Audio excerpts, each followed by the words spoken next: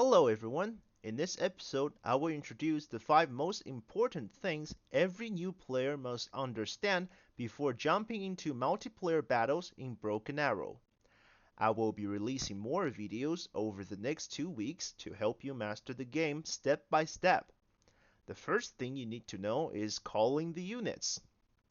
After the match begins, click the top left menu to select a unit, then click anywhere on the map to deploy. Every unit costs a certain number of points.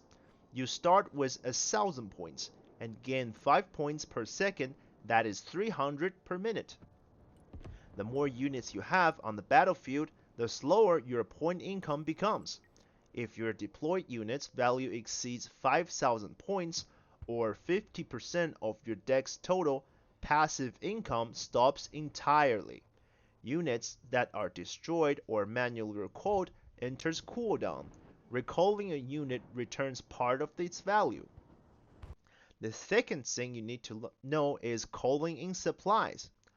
All units except aircraft can be resupplied with ammo and repairs.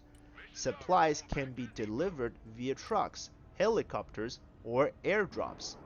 Artillery and ground-based air defenses consume the most supply in frequency and quantity, so place supply near them. Supply units can be detonated, so never let your artillery fire while near supply. Place supply close to the front line, but in safe areas like behind forest or large buildings, to help rotated troops recover and rearm.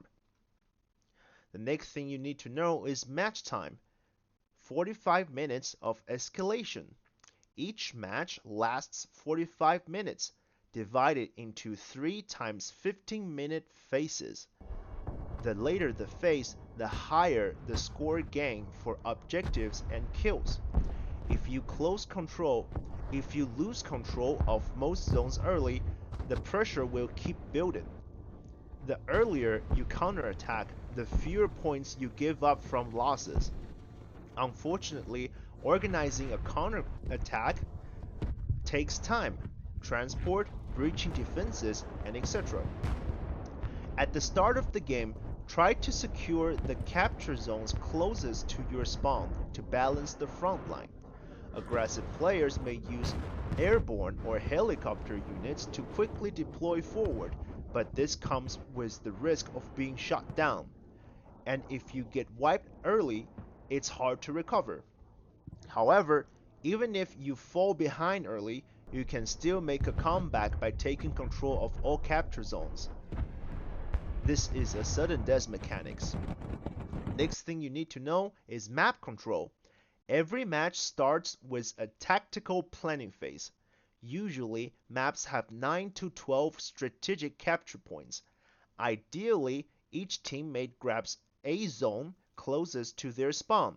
Then, teams fight over the central conflict zones. If both sides stay passive, it becomes a war of attrition.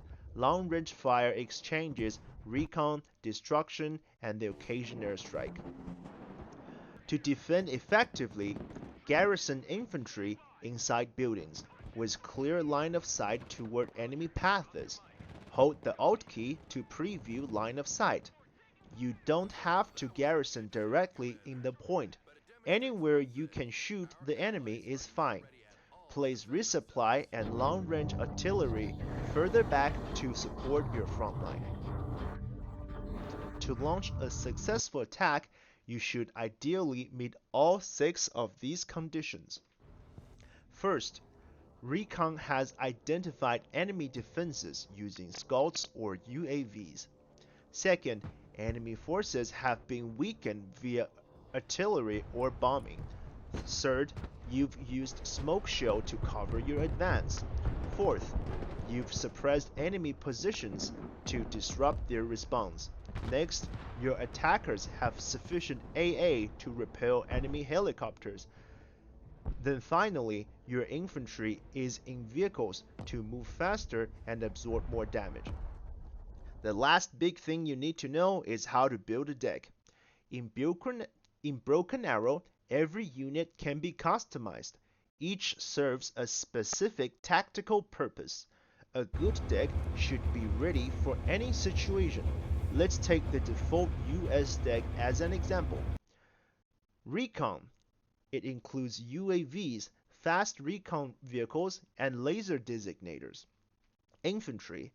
It includes both specialized squads and close quarter mid-grinder squads. Armor. It contains several tanks for direct pushes. Support units.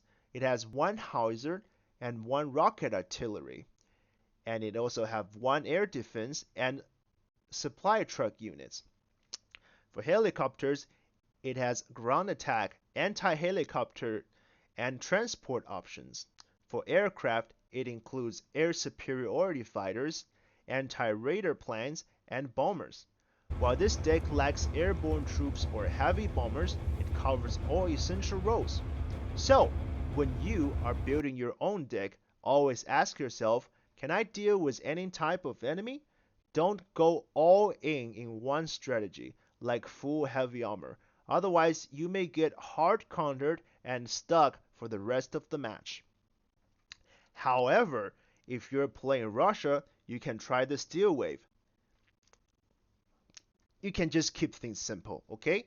You just choose the Guards Armed Brigade and upgrade the T-15 with the King Zhao module and max out the Terminator IFVs. Then roll forward and enjoy the Steel Flood. No thinking needed, comrade. These are the 5 essential things every new player should know in Broken Arrow. Do you want to win a multiplayer? Master these first. More episodes are on the way, including unit breakdowns, deck strategies. Like, follow, and share with your friends. See you next time.